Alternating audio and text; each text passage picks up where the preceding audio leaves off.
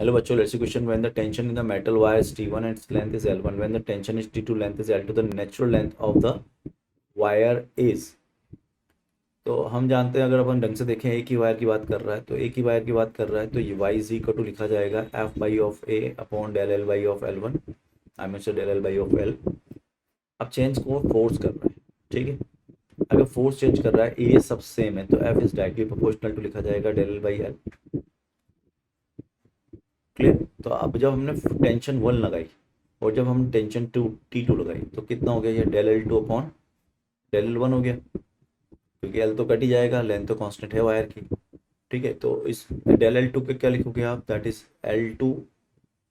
ठीक है, ये बोल रहा है it's length is L one, तो इसको लिखोगे आप T1 के लिए, ये del L one by del L two है ना, तो डायरेक्टली प्रोपोर्शनल है. तो T1 के लिए उसकी लेंथ कितनी है, एल वन, तो L one minus L not upon L two minus of L not.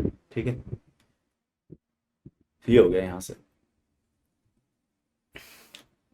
अब अपन क्या करें, क्रॉस मल्टीप्लाई कर लेते हैं. तो T1 into L two minus T1 into L nought is equal to T2 into L one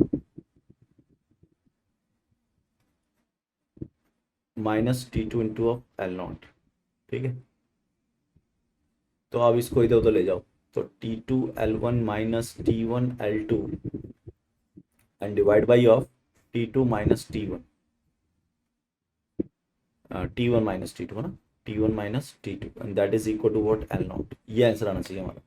तो देखो बच्चों, यहाँ से आंसर देखना, तो ये हो जाएगा आपका, चाहिए T2 आएगा नीचे ना, क्योंकि इसको हम इधर ले जा रहे हैं, तो T2 को उधर लेके आ रहे हैं.